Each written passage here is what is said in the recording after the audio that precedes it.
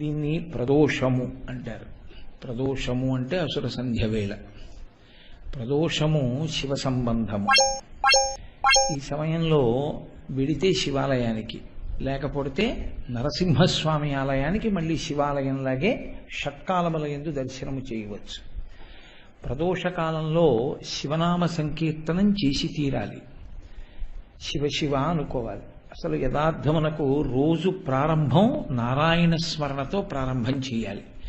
కన్ను విప్పక పూర్వమే శ్రీమన్నారాయణమూర్తి యొక్క స్వరూపాన్ని చూడాలి. చూసి ధ్యానించి మొట్టమొదట నోటి వెంట పలకవలసినటువంటి పలుకు విష్ణు సంబంధమై ఉండాలి. ఉదయం లేచినప్పుడు వేరొక పేరు ఏదీ మొదట ఉచ్చరించకూడదు.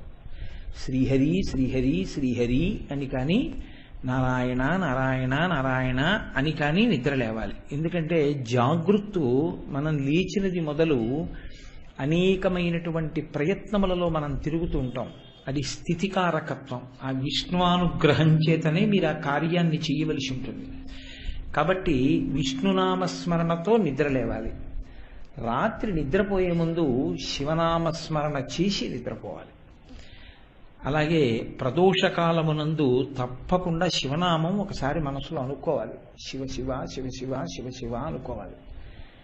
వీటిని ప్రదోష వేళలు అంటారు. అందున కార్తీకమునందు ప్రదోష వేళకి మిక్కిలి ప్రాధాన్యత.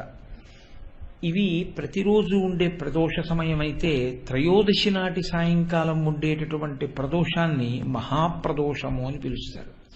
అది మరింత శక్తివంతం. కాబట్టి ప్రదోష వేళలో శివనామస్మరణ, అందున దేవాలయంలో కూర్చుని చేస్తే, ఒక్కసారి శివనామం చేస్తే 1,00,000 మార్లు చేసిన ఫలితం ఖాతాలో వేస్తాడు ఈశ్వరుడు. కాబట్టి ఆ అవకాశం నేను ఎందుకు మీకు తీసేయాలి? పైగా ఒక దేవాలయంలో ఎంత భగవన్నామం జరుగుతుందో దేవాలయం కూడా అంత శక్తిని పుంజుకుంటుంది. కాబట్టి మనందరం కలిసి ఇప్పుడు ఆ శివనామ స్తోత్రం, శివాష్టోత్తర శతనామ స్తోత్రం చేద్దాం. దీనికి నారాయణుడు ఋషి, అనుష్టుప్పు ఛందస్సు, సాక్షాత్ పరమశివుడు దేవత. కాబట్టి ప్రదోష వేళలో శివాష్టోత్తర శతనామ స్తోత్రం కార్తీక మాసంలో చదవడము అంటే, నేను యథార్థంగా మీకు మనవి చేస్తున్నాను, ఎవరికి శివానుగ్రహం ఉందో వారు తప్ప శివ శివ అనలేరు. అందున కార్తీక ప్రదోషంలో అండం అంటే మాటల, అందున ఆలయ సన్నిధానంలో, అందులో విష్ణువాలయంలో కూర్చుని దానికి ఈశ్వర కృప ఎవరికి ఉంటుందో వాళ్లతో అనిపిస్తాడు. ఇప్పుడు నాది అన్నది ఒకటి ఉందనుకోండి, నీది అన్నది ఒకటి ఉంటుంది కదండి.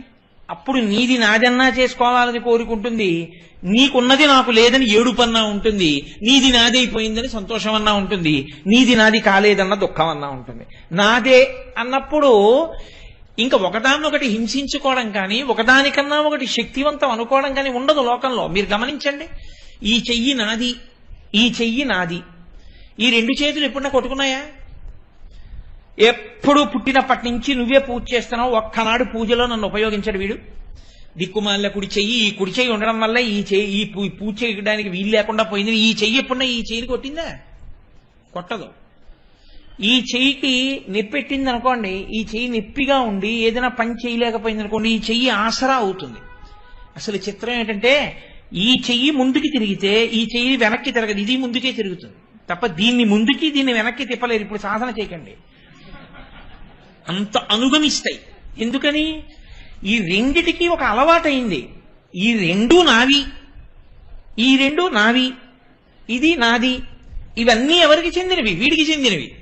కాబట్టి వీటి మధ్య గొడవలు ఎప్పుడు ఉండవు. ఇది దీన్ని కొట్టేయడం, ఇది దీన్ని కొట్టేయడం, అలా ఏం కొట్టేసుకోవు. ఎందుకు కొట్టేసుకోవు అంటే ఇవన్నీ ఒకటివే. ఇక్కడ ఆ భావన సాధ్యమైనప్పుడు అది ప్రపంచమంతటా కూడా సాధ్యపడుతుంది. పరమాచార్య ఇదే కీర్తన రాసి ఎంఎస్ సుబ్బలక్ష్మి గారికి ఇచ్చి ఐక్యరాజ్య సమితిలో పాట పాడమని పంపించారు. ప్రపంచ దేశాల సభ్యులందరూ ఆ కీర్తనకి లేచి నిలబడి జోహార్లు అర్పించారు. అది ఈ జాతి సొత్తు. 10 మంది బతకాలని కోరుకోవడమే తప్ప ఒకరిని చంపైనా సరే మనం బతుకుదామన్న మాట తెలియదు. ఎక్కడుందో తెలుసా అంటే దాని మూలాలన్నీ వేదాల్లో ఉన్నాయి, ధర్మంలో ఉంది, నామంలో ఉంది, పరమేశ్వరుడిలో ఉంది.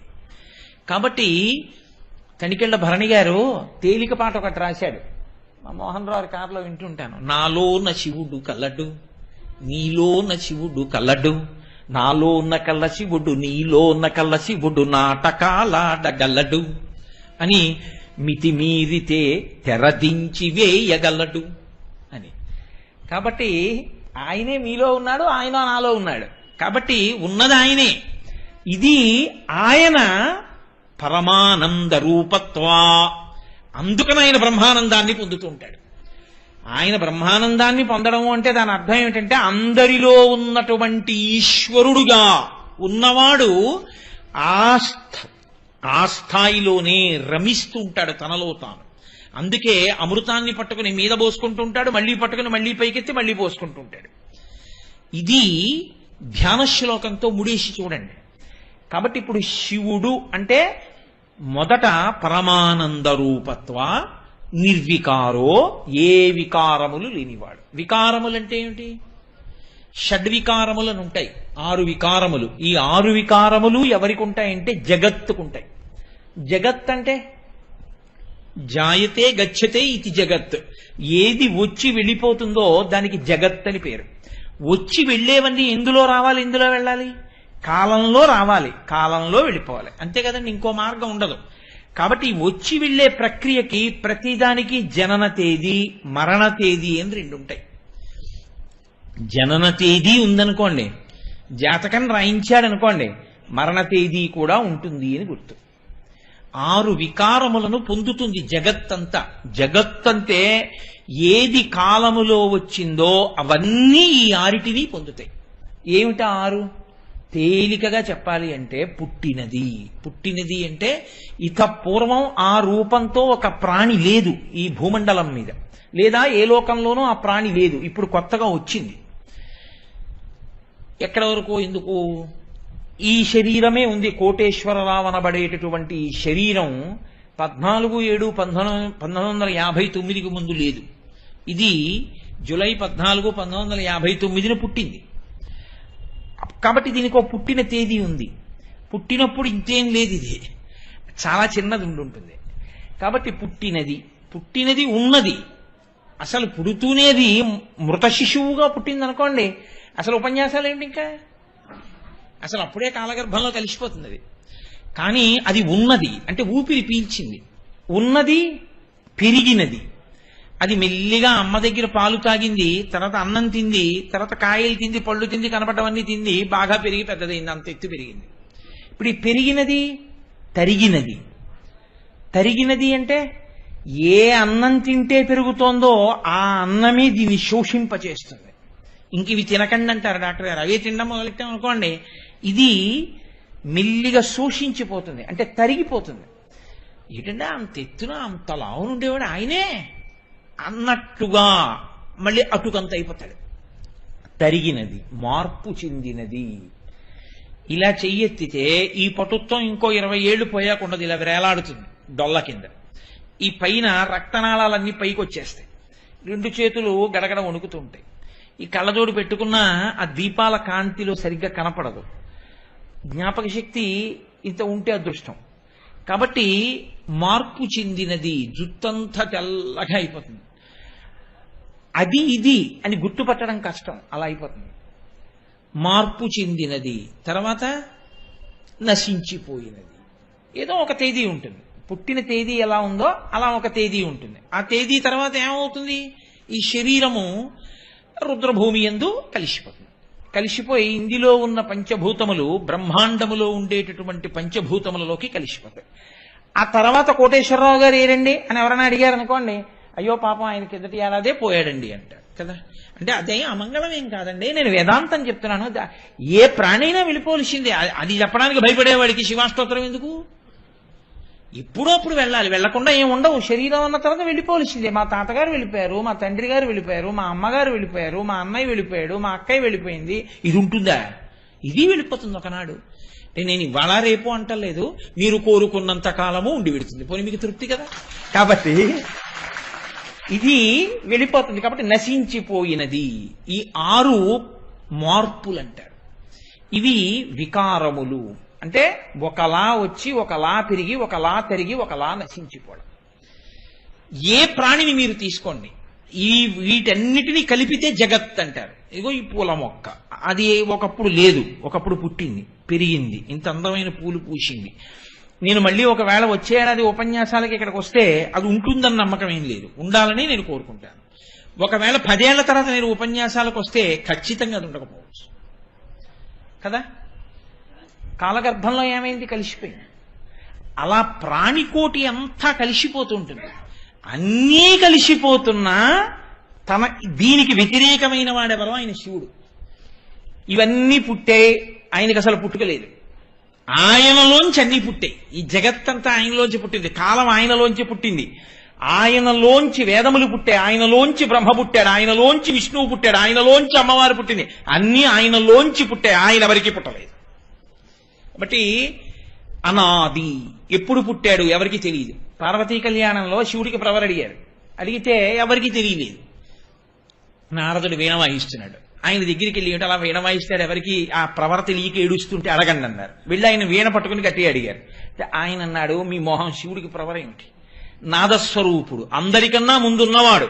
నిత్యాయ త్రిగుణాత్మనే పురజితే కాత్యాయ నీశ్రేయసే సత్యాయాద్య కుటుంబినే ముని మన ప్రత్యక్ష చిన్మూర్తయే అంటారు చక్రవర్తిపాదులు. ఆద్య కుటుంబిని, ఆ పార్వతీ పరమేశ్వరులు మొట్టమొదట ఉన్నవారు. ఎవరికన్నా మొట్టమొదట ఉన్నవారు? పూర్వజ, అందరికన్నా ముందున్నారని నువ్వు ఎవరి గురించి అనుకుంటున్నావో వాళ్ళకన్నా ముందున్న వాళ్ళు వాళ్ళిద్దరే. కాబట్టి వాళ్ళిద్దరే తల్లిదండ్రులు, ప్రకృతి పురుషులై. వాగర్ధ వివ సంపృక్తం వాగర్ధ ప్రతిపత్తయే జగత పితరౌ వందే పార్వతీ పరమేశ్వరవు అన్నాడు కాళిదాసు గారు. కాబట్టి ఆయనకి పుట్టుక లేదు, కాబట్టి ఆయనకి ఉండడం అన్నది లేదు, ఆయనకి పెరగడం అన్నది లేదు, ఆయనకి తరగడం అన్నది లేదు, ఆయనకి మార్పు చెందడం అన్నది లేదు, ఆయనకి నశించడం అన్నది లేదు. అన్నీ నాశనం అయితే ఎందులోకి వెళ్ళాలి? ఆయనలోకే వెళ్ళాలి. అన్నీ కనపడడం మానేస్తే ఎక్కడికి వెళ్ళిపోవాలంటే ఆయనలోనే పెట్టేసుకోవాలి అంతే. ఇంటికి సున్నాలు వేయించారంటారు. ఇంటికి సున్నాలు వేయించేటప్పుడు పక్కింట్లో కొంచెం ఖాళీ ఉందో లేదో చూసుకుని సున్నాలు వేసుకుంటారు. ఎందుకని అంటే ఇందులో సామాన్ అందులో పెట్టుకోవాలి కదండి మరి. కాబట్టి ఇందులో సామాన్ ఏమైంది? ఎదురింట్లోకి వెళ్ళింది, గదిలోకి. అలా అన్నీ కనపడడం మానేసాయి, దాన్ని మహాప్రళయం అంటారు. అవన్నీ ఎక్కడికి వెళ్ళాయి? ఆయనలోకి వెళ్ళిపోయి. ఇప్పుడు ఆయనలోకి వెళ్ళిపోతే ఎవరిలోంచి మళ్ళీ బయటికి రావాలి? ఆయనలోంచే బయటికి రావాలి. ఎవరు తీసుకొచ్చినా ఆయనలోంచేనా తీసుకురావాలి. తీసుకెళ్ళి ఆ ఇంట్లో పెట్టిన వాడు మళ్ళీ ఆ ఇంట్లోంచైనా పట్టుకురావాలి. అయితే కొత్తగా ఏమైనా వస్తుందా? రాదుగా. ఆయనలోకి వెళ్ళింది, ఆయనలోంచి రావాలి. ఆయనలోంచి వస్తుంటే మళ్ళీ ప్రారంభమైంది సృష్టి. ఎవరి దగ్గర మొదలైంది? ఆయన దగ్గరే. మళ్ళీ ఆయనే అన్ని పుచ్చేసుకుంటాడు. లయ. ఆయన ఇచ్చి పుచ్చుకునే లోపల మీ దగ్గర ఉండడానికి భవతి స్థితి అని పేరు. కాబట్టి సృష్టికర్త, స్థితికర్త, ప్రళయకర్త ఆయనే. మీరు నన్ను పెన్ను అడిగారండి, ఆ పెన్ను నాది, నేనే సృష్టికర్త. నా పెన్నకి ఆ పెన్ను మీకు ఇచ్చాను, మీరు ఆ పెన్నట్టుకుని ఏదో రాసుకున్నారు. ఉన్నది మీ దగ్గర ఉన్నంతసేపు ఉంచిన వాడెవరు? మళ్ళీ నేను ఇవ్వడానికి తీసుకోవడానికి మధ్యలో ఉన్నది మీ దగ్గర ఉండడం, అంతే కదా. కాబట్టి సృష్టికి లయకి మధ్యలో ఉన్నది స్థితి. కాబట్టి ఇప్పుడు సృష్టికర్త, స్థితికర్త, ప్రళయకర్త ఆయనే. ఎందువల్ల? 6 వికారములు ఆయనకి లేవు కనుక. కాబట్టి ఎవరు శివుడు? ఎవరు ఈ 6 లేనివాడో, ఎవడు పరమానంద భరితుడో, అందుకే ఆయన కాలమునకు లొంగనివాడు. మీరు చూడండి, అమ్మవారికి లలితా సహస్రనామ స్తోత్రంలో నిత్యయవ్వన అని ఒక పేరు ఎలా పసుకుతుందండి? ఆవిడేమో పూర్వజ, అందరికన్నా ముందు పుట్టిందా? ఆవిడ నిత్యయవ్వన, ఆవిడ యవ్వనంలో ఉంటుందా? ఎలా కుదురుతుంది? నేను ఉండట్లేదే అలాగా. మరి ఆవిడికి ఎలా కుదురుతుంది? ఆవిడ జుట్టు తెల్లబడిపోవద్దు? ఆవిడ జుట్టు ఎప్పుడూ నల్లగానే ఉంటుంది, కొన్ని రంగేసుకుంటుందా అంటే అలాంటి పిచ్చి పనులు ఆవిడేం చేయదు. ధునోతుద్ధాంతం నస్తులిత దళిత ఇందీవరవనం ఘనస్నిగ్ధశ్లక్షణం చికురంబం తపసివే యదీయం సౌరభ్యం సహజముపలబ్ధం సుమనసో అంటారు శంకరాచార్యులు వారు.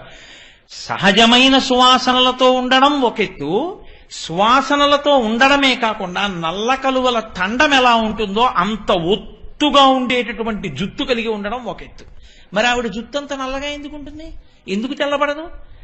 అంటే ఆవిడ కాలమునందు వచ్చి, కాలమునందు పెరిగి, కాలమునందు పడిపోయేటటువంటిది కాదు. కాలము ఆవిడికి లొంగి ఉంటుంది. అందుకే కాలమును నడిపే సూర్యచంద్రులు ఇద్దరూ ఆవిడికి తాటంకములై ఉంటారు, ఆభరణములై ఉంటారు.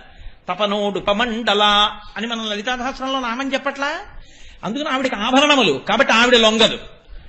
ఆయనో చిత్రం వటతరోర్మూలే వృద్ధా శిష్యా గురుర్యువా గురోస్తు మౌనం వ్యాఖ్యానం శిష్యాస్తు ఛిన్న సంత్యజా గురవే సర్వలోకానాం భిషజే భవరోగిణాం నిధయే సర్వ విద్యానాం దక్షిణామూర్తయే నమః.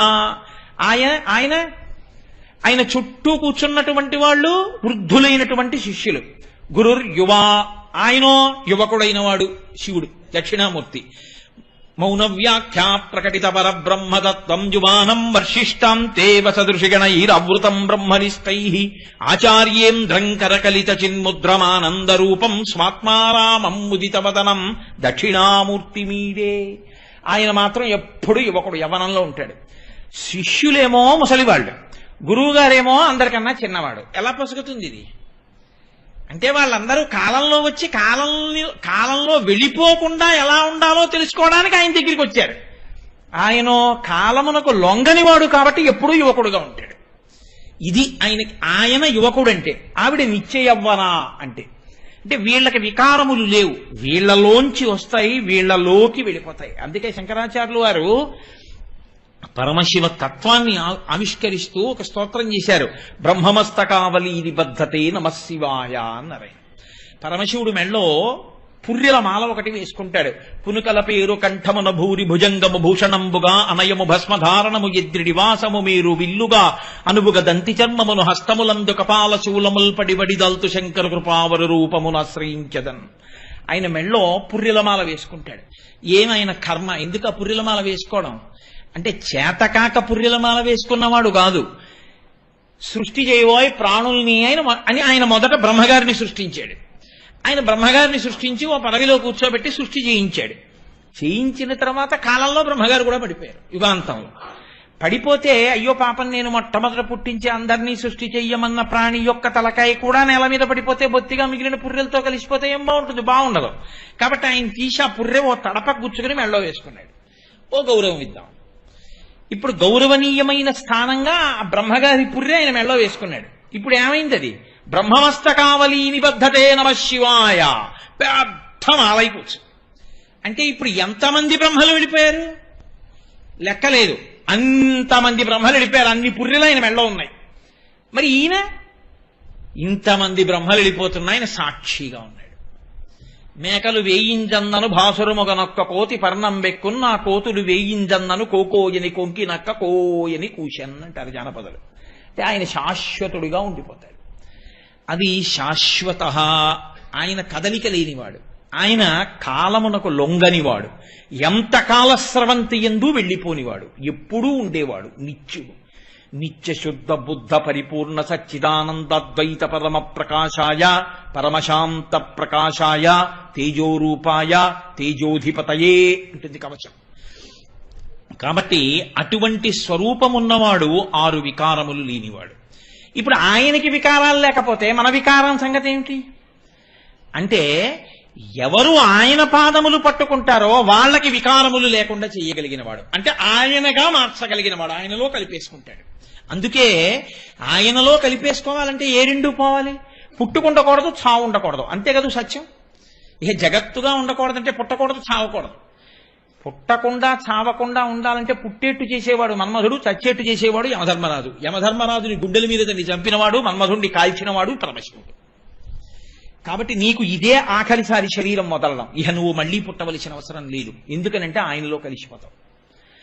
ఆయన పాదములు పట్టుకున్నవాడు ఆయన యందే కలిసిపోతాడు. శివభుజంగ స్తోత్రంలో శంకర భగవత్పాదులు ఇదే హామీ ఇస్తారు. ఎవరు ఈ స్తోత్రం చదివి పట్టుకుంటున్నారో వారు ఈశ్వరుడు యందే కలిసిపోతున్నారు అంటారు. కాబట్టి ఇక మళ్లీ పుట్టడం, ఈ అల్లరి, ఈ గొడవ ఇవేం ఉండవు. ఇక షడ్వికారములు ఉండవు.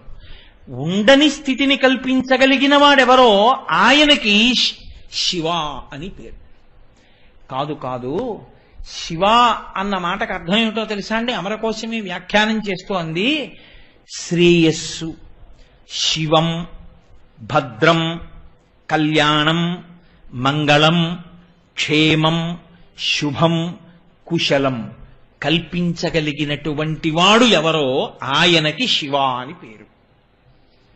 మీరు బాగా జ్ఞాపకం పెట్టుకోవాలి ఈ మాటలో. ఎవరు శివుడు అంటే శ్రేయం, మీకు శ్రేయస్సునిచ్చినటువంటి వాడెవరో ఆయన శివుడు. శ్రేయస్సు ఎక్కడి నుంచి వస్తుంది? శివానుగ్రహంగానే వస్తుంది. శ్రేయస్సు అన్న మాటకు అర్థం ఏంటో తెలుసా అండి? ఇవన్నీ పర్యాయ పదాలుగా వాడతాం మనం, కానీ ఏ పదానికి ఆ పదానికి అర్థం మారిపోతుంది. శ్రేయస్సు అంటే కాలమునందు మీరు సంకల్పించినటువంటి మంచి పని జరగడానికి కావలసినటువంటి ఆనుకూల్యమైన స్థితి ఏర్పడుట, దానికి శ్రేయస్సు అని పేరు. అంటే నేను మీకు ఉదాహరణ చెప్పాలి అంటే, నా కూతురికి పెళ్లి చేద్దాం అనుకుంటున్నాను, కన్యాదానం చెయ్యాలి. శుభలేఖలు వేసేసుకున్నాను, వంట వాళ్ళని పెట్టేసుకున్నాను, అన్నీ పెట్టేసుకున్నాను, వంట చేయించేసుకున్నాను, పందిర్లన్నీ వేయించుకున్నాను. ఇంకా రాత్రి 11 గంటలకి కన్యాదానం చేస్తాను.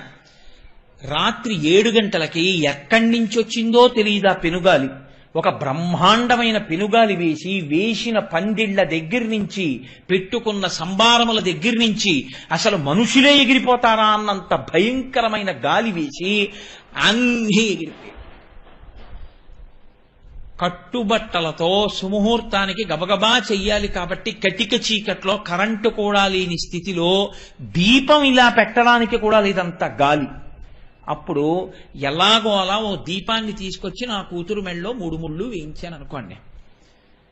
ఇలా జరగడానికి తుఫాన్ వస్తుంది అని ప్రమాద హెచ్చరిక ఉండి కూడా తుఫాన్ రాకుండా సంతోషంగా మీరు అనుకున్నట్టు హాయిగా పందిరి వేసి వాతావరణం చల్లగా ఉండి చక్కగా మీరు గోదానం చేసి కన్యాదానం చేసి, మీరు కన్యాదానం చేసిన తర్వాత కొన్ని వేల మందికి మీరు అన్నం పెట్టి సంతోషంగా ఇంతమంది బంధుమిత్రుల్ని చూసుకుని మీరు పరవశించిపోయేటట్టుగా మీకు ఆనుకూల్యమై పరిస్థితులు నిలబడ్డాయనుకోండి. ఇప్పుడు పెళ్లి చేసిన దానికి అప్పుడు పెళ్లి చేసిన దానికి తేడా ఉందా లేదా? మీరు చేయవలసిన ధార్మికమైన పని, మీరు చెయ్యవలసిన మంచి పని, ఆ మంచి పని ఏ విఘ్నము లేకుండా చాలా చక్కగా జరిగేటట్టు చెయ్యగలిగినటువంటి, జరిపించగలిగినటువంటి అనుగ్రహము ఎవరి నుండి ప్రసరిస్తుందో వాడికి శివుడని పేరు. శివానుగ్రహం లేదో నువ్వు అనుకున్న కార్యము, నువ్వు సంకల్పం చేసిన కార్యం మంచిదైనా అయిందనిపిస్తాడు. మహా అయితే అయిందనిపిస్తాడు. దాని ప్రయోజనం చాలా మందికి అందే అవకాశం ఉండదు. ఎందుకుండదు? ప్రతిబంధకం అలా ఏర్పడుతుంది. శ్రేయస్సు, భద్రం. భద్రం అంటే ఏమిటో తెలుసా అండి? ఉన్నది ఉండడం భద్రం. ఉన్నది ఉండకుండా పోయిందనుకోండి, భద్రత లేదు అని గుర్తు. నేను ఈ వాచీ తీసుకెళ్ళి పక్కన అరుగు మీద పెట్టి మా ఇంట్లో తలుపు జారగిలా వేసి ఒకసారి స్నానం చేసి వద్దామని లోపలికి వెళ్ళి బయటకు వచ్చాననుకోండి, వాచీ లేదు. అరే వాచీ ఇక్కడ పెట్టాను, ఎవరన్నా వచ్చారా? ఎవరు రాలేదే, మరి ఏమైంది వాచీ? నమ చోరాయచ, నీకు చెప్పొస్తాడేంటి దొంగ? వాడు తలుపు తీశాడు, పక్కనే వాచీ ఉంది, పట్టుకుపోయాడు. కాబట్టి ఇప్పుడు నువ్వు పరిగెత్తుకుంటూ వీధిలోకి వెళ్ళి ఏడు దొంగ అంటే నీకు కనపడతాడా నేనే దొంగ అని? నిజంగా వాచీ తీసిన వాడు అక్కడే ఉన్నా నీకు తెలియదు దొంగ అని. ఎవరిని అడుగుతావు? ఉన్నది ఉండుట భద్రం. ఇది ఎక్కడి నుంచి వస్తుందో తెలుసా అండి? శివానుగ్రహంగా వస్తుంది. మూడవది శివం. ఇది చాలా చాలా ప్రధానమండి. అందుకే శివ శివ శివ శివ శివ శివ అంటూనే ఉంటారు పెద్దలు. శివ శివ యనరాదా అని. కాళహస్తీశ్వర శతకంలో ధూర్జటైతే ఒడుగు ముందుకేసి అన్నాడు, పవి పుష్పంబగు అగ్ని మంచగు నాకూపారం భూమిస్థలంబగు శత్రుండతిమిత్రుడవు విషము దివ్యాహారమౌనెన్నగా అవనీ మండలి లోపలం శివ శివేచ్ఛాభాషణోల్లాసకిన్ శివాని నామము సర్వవస్యకరమౌ శ్రీకాళహస్తీశ్వర అన్నాడు. శివం అన్న మాటకు అర్థం ఏమిటో తెలుసా అండి? ఎప్పుడు 3 నడుస్తూ ఉంటాయి, ఈ మూడిటి మీద మీకు అధికారం ఉండదు. ఇది చిత్రం. కాలో హి బలవాన్ కర్తా సతతం సుఖదుఃఖయో నరాణాం పరతంత్రాణాం పుణ్యపాపానుయోగతః అంటాడు వ్యాసుడు దేవి భాగవతంలో. కాల కలయతామహం అంటాడు గీతాచార్యుడు. ఈశ్వరుడు ఒకడుంటాడు, ప్రారబ్ధము, మీరు చేసుకున్నటువంటి పాపం ఒకటి ఉంటుంది, అది అనుభవంలోకి వస్తోంది, మీకు తెలియదు వచ్చేస్తోందని. అనుభవంలోకి మీరు చేసుకున్న పాపం వస్తోంది, మీకు తెలియదు. అది ఎప్పుడు వస్తుంది? కాలమునందు వస్తుంది. ఇచ్చేవాడెవరు? ఈశ్వరుడు. అనుకున్న అసంకల్పితమైవేహా యదకస్మాత్ ప్రవర్తతే నివర్త్యారంభమారబ్ధం అనుదైవస్య కర్మతత్ అంటాడు రాముడు అయోధ్యకాండలో. నువ్వు నేను ఎవరయా లక్ష్మణ? గురోరప్యవలిప్తస్యా కార్యాకార్యమజానతః ఉత్పదం ప్రతిపన్నస్యా కార్యం భవతి శాసనం. లక్ష్మణుడు అన్నాడు, దశరథుడెవడు రాజ్యం ఇవ్వకపోవడానికి? చంపేస్తానన్నాడు. రాముడు అన్నాడు, నిన్న రాజ్యం ఇస్తే నాన్నగారేనా? నాన్నగారే రాజ్యం ఇస్తానంటే నాన్నగారికి జై అన్నాం. ఇవాళ అడవికి వెళ్ళమన్నవారు నాన్నగారే. మరి నిన్న రాజ్యం ఇస్తానన్న నాన్నగారు ఇవాళ అడవికి ఎందుకు వెళ్ళమన్నారు? నాన్నగారి మనసులో ఏమైనా మార్పు వచ్చిందా? రాలేదు. మరి ఇప్పుడు ఎందుకు బద్ధుడయ్యాడు? ఎందుకు పంపిస్తున్నాడు? లక్ష్మణ, నాన్నగారిని సత్యమునందు నిలబెట్టి ఆయన ఇచ్చినటువంటి వరాన్ని గుర్తు తెచ్చుకుని కైకమ్మ రూపంలో అడిగి అరణ్యానికి పంపిస్తున్నటువంటి దైవము కళ్ళ ఎదుట కనపడడు. నాన్నగారు కనపడతారు నిమిత్తంగా. ఎవరితో గొడవ పడతావు? అదో కొత్త పాపం. నాన్నగారిని దెబ్బలాడడం, నాన్నగారి మీద యుద్ధం చేయడం. అనుదైవస్య కర్మతత్. దైవము విధించిన శాసనమునకు ఒడంబడితే చేసుకున్న పాపం అన్నా పోతుంది. పెట్టి సద్దు మనం బయలుదేరదాం అన్నాడు. అది ధార్మికుడు మాట్లాడే మాట. ధర్మం తప్పేవాడు ఈశ్వరుడి మీద తిరగబడతాడు. తిరగబడితే ఏం చేస్తాడంటే కొత్త పాపాన్ని మూటకట్టుకుంటాడు. ఏమిటో ఇన్ని పూజలు చేశానండి, ఇప్పుడు చేశావు, నువ్వు చేసిన పాపం ఎక్కడికి పోతుంది? కాబట్టి అది అనుభవంలోకి వచ్చింది. ఈ అనుభవంలోకి వచ్చేటట్టు చెయ్యగలిగిన వాడు ఈశ్వరుడు. ఈశ్వరుడు ఒకవేళ పాపమునకు ఫలితము ఇచ్చినా పోన్లేవయా పాపం పోయింది అని ఆయన కాళ్లే పట్టుకుంటానన్నవాడు దృఢభక్తి కలిగిన వాడు. లోకుల్నంగని మెచ్చని ఎలుగని లోలోన నిందించని చీకాకున్బడని మహాత్ముడనని జేలొగ్గని మూకీభావమునం తిట్టని త్రోయిని నీ కారుణ్యము కలిగి ఉండినను అంతే చాలును శంకర. నాకు ఏదైనా జరగని, నాకేం నిమిత్తం లేదు. ఇవాళ చాలా బాగుందన్నవాడు రేపు వీడికి ఏమొచ్చనొచ్చు. రెండూ సత్కారాలుగానే గ్రహించగలిగిన స్థితి నాకు. రెండిటి యందు నీ పాదములు విడిచిపెట్టకుండా నేను ఉండగలిగితే నాకు చాలు ఈశ్వర, నాకు ఇంకేం అక్కర్లేదు. తుల్యనిందా స్తుతిర్మౌని సంతుష్టో ఏనకేనచిత్ అనికేత స్థిరమతి భక్తిమాన్మే ప్రియో నరహ అంటాడు భగవద్గీతలో కృష్ణ భగవానుడు. పేర్లు మారతాయండి, కృష్ణుడు శివుడు అని, అన్ని ఒకటే. ఏ పదార్థం చెప్పినా అలాగే చెప్తుంది. అంతకు తప్ప ఓ పదార్థం ఓలా చెప్తే ఓ పదార్థం ఓలా చెప్పరు. అందుకే వాళ్ళిద్దరి మధ్య ఇప్పుడు గొడవలు గోదారి ఏమి ఉండవు. ఒకళ్ళకొకళ్ళు సమర్థించుకుంటారు తప్ప. కాబట్టి ఎవరు శివుడు అంటే, ఎవరి కాళ్ళు మీరు గట్టిగా పట్టుకున్న కారణం చేత మీకు దురితమును అనుభవంలోకి తీసుకొచ్చి ఇచ్చేటప్పుడు, అరే రే వీడు నా కాళ్ళు ఇంత గట్టిగా పట్టుకుని ఉన్నాడు, ఇప్పుడు బుద్ధి వచ్చింది, వీడు ఎంతో భక్తితో నన్ను పట్టుకుని ఉన్నాడు, బుద్ధిగా వీడికి ఇంత పెద్ద దెబ్బ కొట్టేయడమా? వీడిని కొడితే వీడు ఏం చేస్తాడో తెలుసా? మళ్ళీ నన్నే పట్టుకుని ఏడుస్తాడు. అప్పుడు వాడు నన్ను పట్టుకుని ఏడిస్తే నేనేం చెప్పను? భాగవతంలో శ్రీ మహావిష్ణువు బలిచక్రవర్తిని అనుగ్రహించేటప్పుడు దర్శనమిచ్చి ఓ మాట అంటారు. నేను ఎందుకు రక్షించానో తెలుసా బలిచక్రవర్తిని అని అడిగారు. వీడు నా కొరకు రక్షింపవలయువాడు అన్నారు. చాలా చిత్రమైన మాట. వీడి కోసం రక్షించట్లేదు, నా కోసం రక్షిస్తున్నాను. ఎందుకో తెలుసా? ఎరా 3 అడుగులు ఇస్తా అన్నావు, 2 అడుగులు కొలిచేశాను, 3వ అడుగు ఎక్కడ పెట్టనన్నాడు. సునృతంబుగా నిడువదు నా జీహ్మ బొంకజాల నాకు బొంకు లేదు, నీ తృతీయ పదము నిజము నాశిరమున నెలవి చేసి పెట్టు నిర్మలాత్మ అని తలంచి నా తల మీద పెట్టేయి అన్నాడు. వీడింత భక్తితో ఉండి నా తల మీద కాలెట్టేయి అంటే, వీణ్ణి నేను ఏమైనా చేసేస్తే ఇంకా రేపు పొద్దున్న నేను ఉన్నానని ఎందుకు నమ్ముతుందిరా లోకం? అందుకని ఇప్పుడు నేను ఉన్నానని నమ్మాలంటే వీడిని నా కోసం రక్షించాలి, వాడి కోసం కాదు. వీడు నా కొరకు రక్షింపవలయువాడు అంటాడు. కాబట్టి ఈశ్వరుణ్ణి భక్తులు బంధిస్తారు, ఆయన ఏమీ చెయ్యలేని స్థితికి తీసుకొస్తారు. ఇప్పుడు ఈశ్వరుడు అంటాట, వీడు ఒకప్పుడు తప్పు చేశాడు, ఇప్పుడు ఇంత భక్తి తత్పరుడయ్యాడు, నా పాదములు పట్టుకున్నాడు, నేను ఎలా వేయని శిక్ష అంత శిక్ష వెయ్యను. ఏం చేస్తానో తెలుసా? వెయ్యకపోతే పాపం పోదు. కాబట్టి ఏం చేయాలి? వాడికి 35 మార్కులు రాకపోయినా 10 మార్కులు మోడరేషన్ ఇచ్చామని చెప్పి 25 మార్కులకి పాస్ చేసి సర్టిఫికెట్ ఇచ్చేయడమే. కాబట్టి ఏం చేయాలి? ఒక్క పని చేసేస్తాను, వాణ్ణి ఇవాళ పాము కరిచేయాలి, ఓ గండు చీమతో కరిపించేస్తాను. విషం ఎక్కిందా లేదా? దురద పెట్టిందా లేదా? అబ్బా అన్నాడా లేదా? ఇలా ఇలా ఇలా ఇలా తుడుచుకున్నాడా లేదా? ఏమిటంటే అలా తుడుచుకుంటున్నారంటే, ఇంత కండచీమ కుట్టేసిందో చూడు, ఎంత దుద్దురు ఎక్కిందో అంటాడు. వాడికి తెలుసా ఈశ్వరుడు పాము కుట్టకుండా చేశాడని?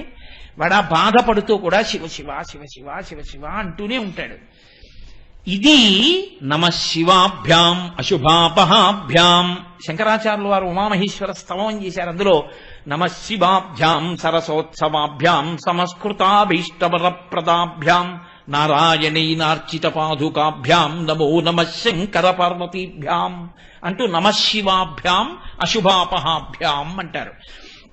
రావలసినటువంటి అశుభాన్ని తీసేసి దాని స్థానంలో చాలా తక్కువ కష్టాన్ని మాత్రమే ఇచ్చి రక్షించగలిగినటువంటి శక్తి కలిగిన వాడెవరో వాడికి శివుడని పేరు.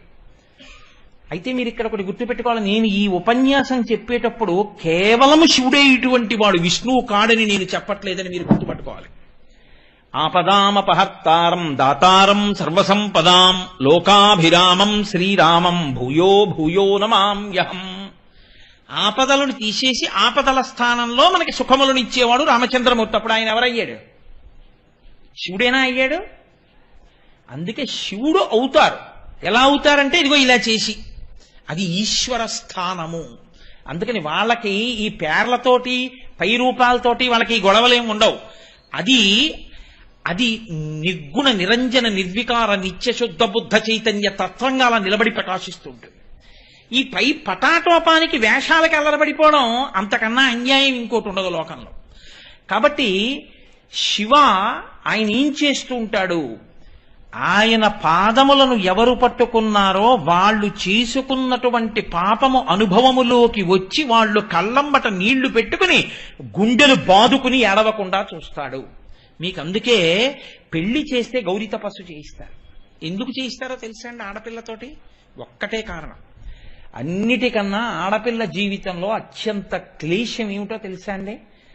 భర్త యొక్క కితాబు పుచ్చుకోలేకపోవడం.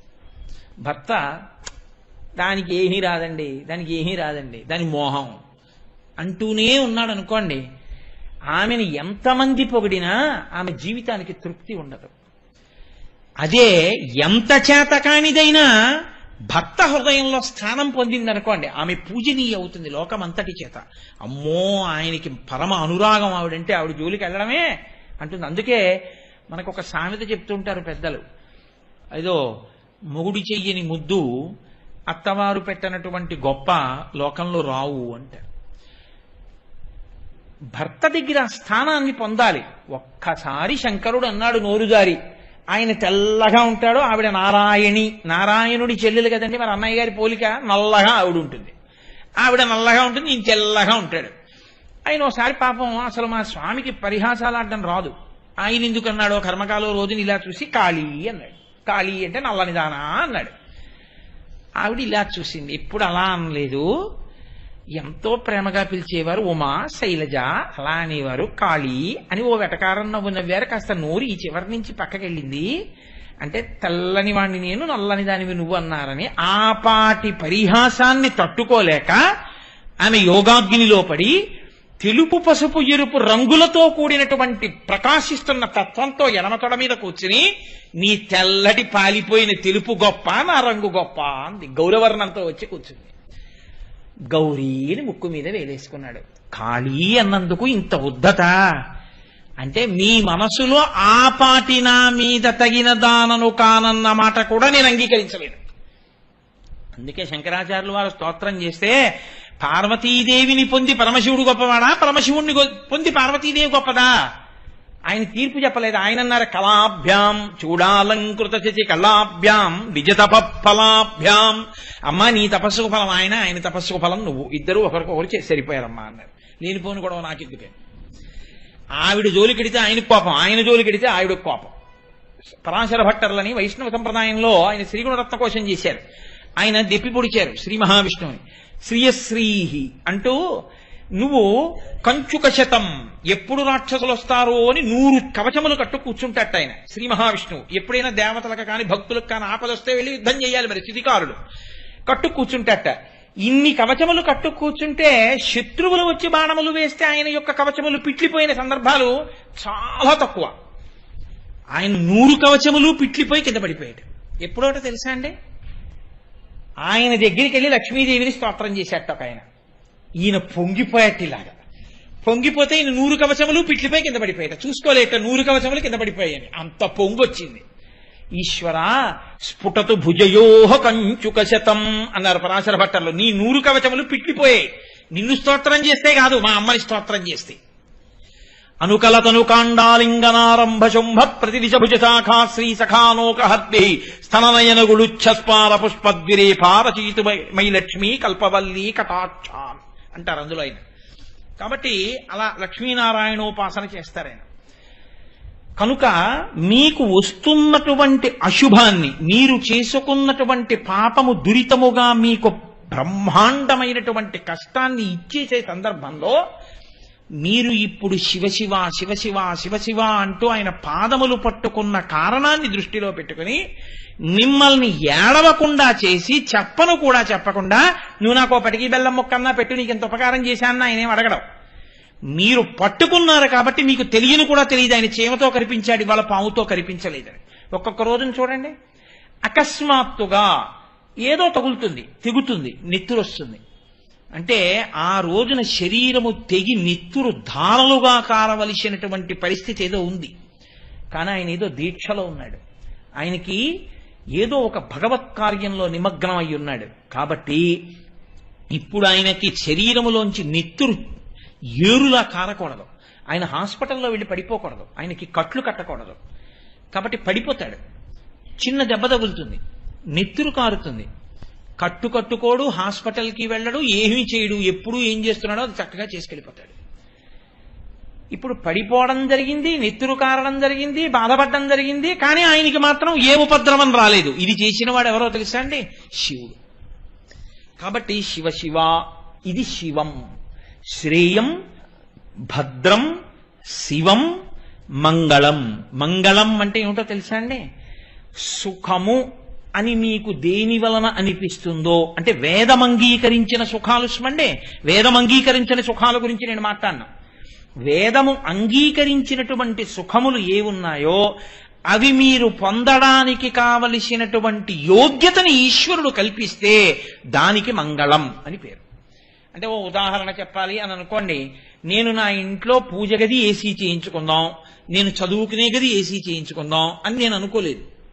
కానీ శివ సంకల్పమస్తు ఈశ్వరుడికి కలిగింది. వీడు పాపం చెమట్లు తుడుచుకుంటూ ఆ చదువుకుంటుంటే చెమట అంతా పుస్తకాల మీద పడిపోతూ అది తుడుచుకుంటూ రమించిపోతూ, అయ్యో నాకు ఏసీ కూడా ఈశ్వరుడు ఇవ్వలేదు, ఇన్నాళ్ళ నుంచి నేను ఇవన్నీ చదివి ఇంత మురిసిపోతున్నాను, ఏమిటో నన్ను కరుణించలేదని అనుకుంటాడేమో వీడని అసలు ఆడు అనుకోకపోయినా ఆయనే తెచ్చి ఓ ఏసీ బిగింపించేశాడు. నువ్వు కొనలేదు, నువ్వు తేలేదు, కానీ ఏసీ మాత్రం వచ్చి కూర్చుంది గదిలో. ఇది కళ్యాణం. జీవబ్రహ్మైక్య సిద్ధి కళ్యాణం పక్కన పెట్టండి. మీకు సుఖమును కల్పించగలిగినటువంటి వస్తువులు మీ ఇంటికి వచ్చి చేరుట, ఇది కళ్యాణం. వస్తువు వచ్చి చేరింది, కానీ మీరు కానీ ఏసీలో పడుకున్నారో వెంటనే మీకు పరిశం పడుతుంది. ఉపన్యాసాల మాట దేవుడికి ముక్కు తుడుచుకోవడం సరిపోతుంది అన్నారు అనుకోండి డాక్టర్ గారు, ఇంకా అది నాకేమైనా అనుభవంలోకి వస్తుందా? ఇంటికి వచ్చిన వాడు ఎవడో పడుకోవాలా, అది ఎప్పుడు వేసుకోవట్లేదు, కాస్త మీరన్నా వేసుకు పడుకోండి అని బతిమాలాలి. కాదు, మంగళం అంటే వస్తువు చేరడం, కళ్యాణం అంటే అది మీకు అనుభవైక వేద్యం అవడం, దాన్ని మీరు అనుభవించగలగడం. మంగళం, కళ్యాణం, శుభం. శుభం అంటే ఏమిటో తెలుసా అండి?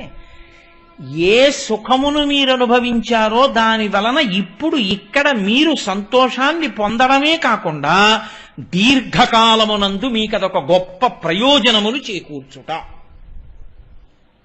అంటే నీ మాట ఏమిటో అయోమయంగా ఉందయా అంటారు మీరు. నేను కనిపెట్టగలను. నేను మీకు ఒక ఉదాహరణ చెప్పాలి అంటే, ఇప్పుడు ఏసీ ఉంది మీరు చదువుకునే గదిలో. ఇప్పుడు మీరు ఏసీ ఉంది కదా అని ఇంకా మీరు అక్కడ దుప్పటి వేసు పడుకోవడం మొదలెట్టారనుకోండి, అది శుభం కాదు, కళ్యాణమే కానీ శుభం కాదు.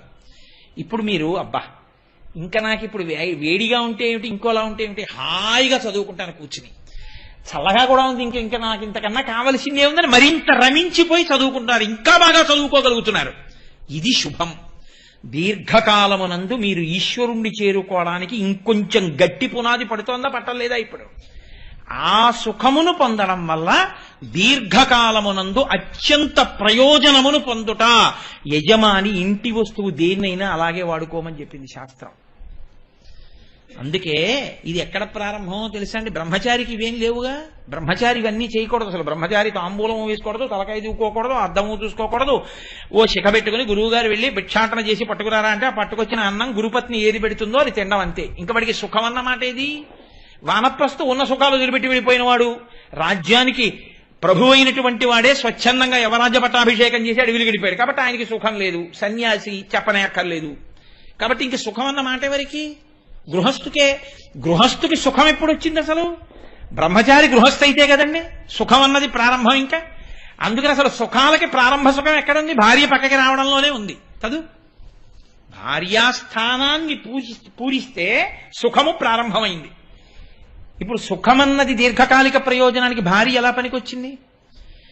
శరీరమునందు మనస్సునందు పటమరించినటువంటి కామం అధార్మికమైనటువంటి మార్గములో వెళ్లకుండా ధార్మికమైన మార్గంలో కామాన్ని తీర్చుకోవడానికి పత్ని యోగ్యమై ఆమె యందు పితృరుణం తీర్చుకోవడానికి కొడుకుని కని ఆమె చెయ్యి పట్టుకుని యజ్ఞము యాగము చేసి ఈశ్వర మార్గంలో ప్రస్థానం చేసి ఈ సుఖములు సుఖములా అన్న భావనతో వైరాగ్యమును పొంది వానప్రస్థానికి వెళ్ళి తరించడానికి భార్య పనికొచ్చిందా పనికి రాలేదా?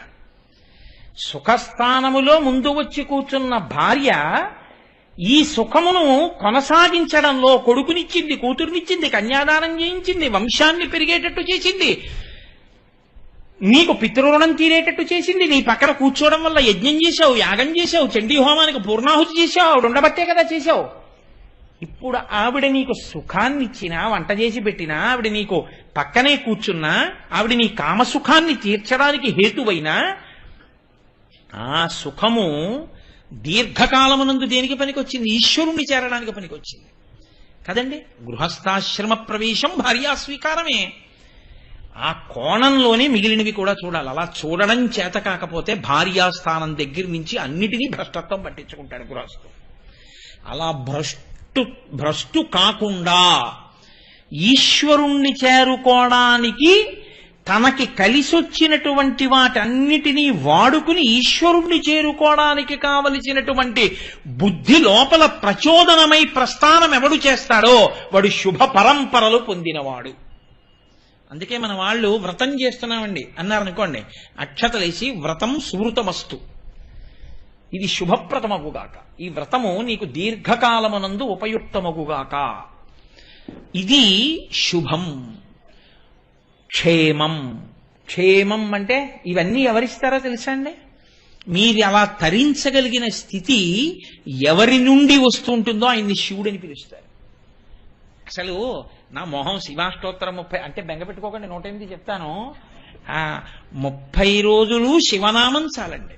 శివనామమే 30 రోజులు. అప్పై దీక్షితుల వారు ఏం చెప్పారు దాని గురించి అన్నది ఒక రోజు. అలా 30 రోజులు శివనామం ఒక్కటే చాలు.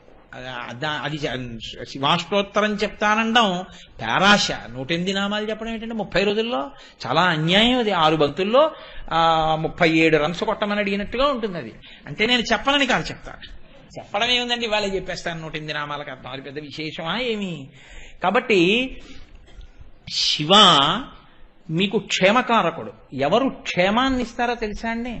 క్షేమం అని రాస్తారు పైన, ఉత్తరం రాస్తే పైన క్షేమం అంటారు. క్షేమం అంటే ఏమిటో తెలుసా అండి అర్థం?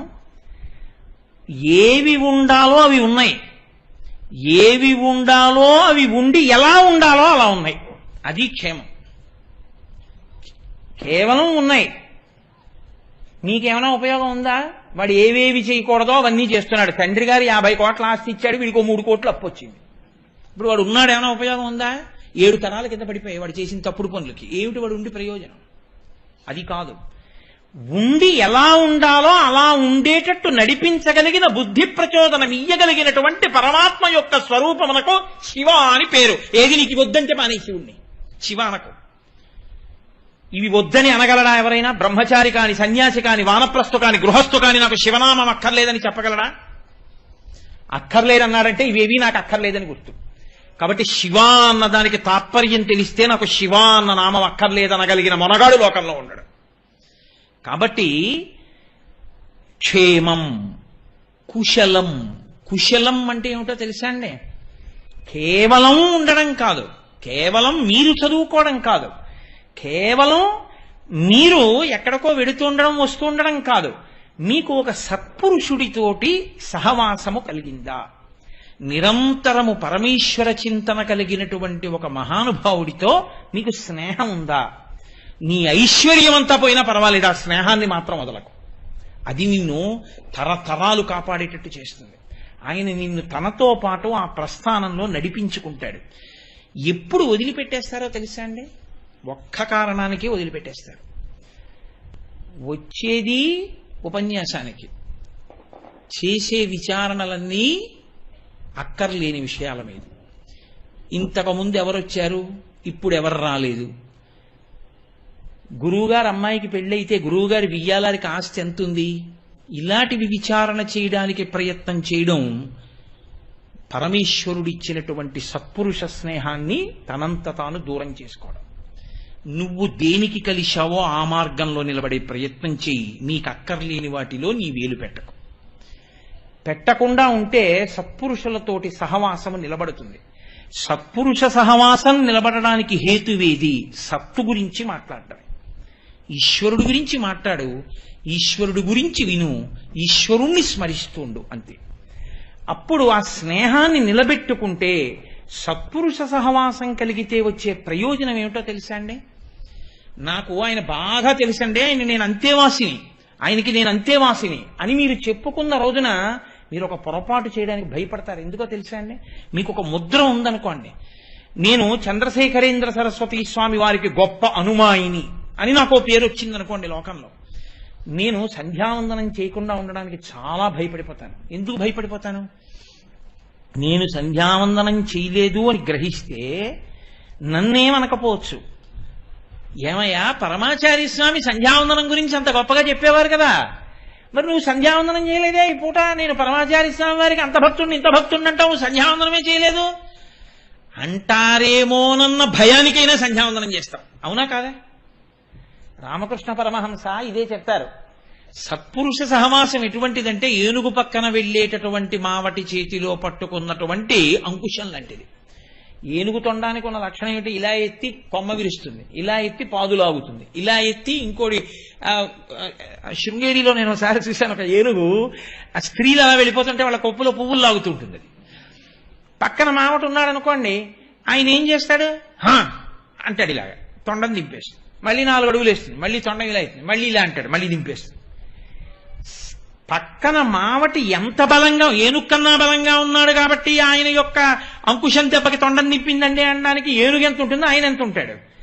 అంత బలం ఉన్న ఏనుగు తనంత తాను కట్టుబడింది మావటి యొక్క అంకుశానికి, మావటికి తప్ప. నిజానికి ఏనుగు తలుచుకుంటే మావటిని తొండంతో తొట్టు చుట్టి అవతలికి విసిరేయగలదు, కాలు కింద పెట్టి తొక్కేయగలదు.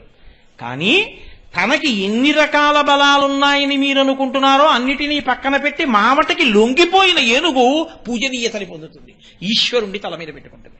అడవిలో తిరిగేటటువంటి ఏనుగు, క్రమశిక్షణ లేని ఏనుగుని తీసుకొచ్చి వెంకటాచలంలోనో లేకపోతే తిరుత్తణిలోనో అరుణాచలంలోనో ఈశ్వరుడు యొక్క ఊరిరిగిం పెడుతుంటే దాని ముందు ఏనుగుల్ని నడిపించారు. వేటిని నడిపిస్తారు? మావటి మాటకి లొంగే ఏనుగే ఈశ్వరుణ్ణి తల మీద పెట్టుకుంటుంది గురువాయూరులో. గురువుగారి మాటకి, సత్పురుషుడి యొక్క మాటకి తనంత తాను అహంకారమును మీరు పొందడానికి ఎన్ని హేతువులు మీకున్నాయో అన్నిటినీ పక్కన పెట్టి మీ అంత మీరు లొంగిపోవడం అలవాటైతే మీకు సత్పురుష సహవాసం చేత మీరు ఎలా ప్రవర్తించాలో అది మీకు అలవాటు అవుతుంది. కనీసం అయ్యో ఆయనతో ఉంటున్నాం, ఇలా చేస్తే బాగుంటుందా అని మీరు చేయకుండా ఉంటారు కదండి. ఇది కుశలం. అలా ఉండడానికి కావలసినటువంటి సత్పురుష సహవాసం నీ జీవితంలో ఏమైనా దొరికిందా? నువ్వు ఆయనతో కలిసి ఉండడం ఒకెత్తు, ఆయన నిన్ను పేరు పెట్టి పిలవడం ఒకెత్తు. ఆయన నిన్ను గుర్తుపడతారా? అంతమందిలో చూడగానే ఆప్యాయంగా పలకరిస్తారా? నీ జీవితంలో, నీ జీవకోటి యాత్రలో నువ్వు ఒక పెద్ద మెట్టు పైకెక్కి నించున్నట్లు గుర్తు. ఆపాటి పరిచయం ఉందిగా, చాలు నీ జన్మకి. ఈ స్థితి నిలబెట్టుకోవాలంటే చాలా జాగరూకతతో ఉంటే అంతేవాసివి కాగలవంటే మనసులో జ్ఞాపకానికి ఉంటావు. ఈ స్థితిని నువ్వు పొందుతూ ఉంటే కుశలం. ఇది ఎవరిస్తారు ఇటువంటి అభ్యున్నతిని? అంటే నీకు రాకపోయినా వచ్చినవాడు ఒకడు ముందు నడిస్తే వాడు చేయబట్టుకుంటే నువ్వు అదే పొందుతావు కదండి. శేషాద్రి ఎక్స్ప్రెస్ ఎక్కి పడుకున్నవాడు ప్రత్యేకంగా తిరుపతి వెళ్ళక్కర్లేదు, తెల్లారేపటికి తిరుపతిలోనే ఉంటాడు. ఎందుకంటే శేషాద్రి తిరుపతి వెళ్ళింది కాబట్టి. సత్పురుషుడి చొక్కా పట్టుకున్నవాడు సత్పురుషుడు చేరిన చోటికే చేరుతాడు. ఎందుకు చేరుతాడు? అథవా కొంత దూరమైనా చేరిపోతాడు కదండి.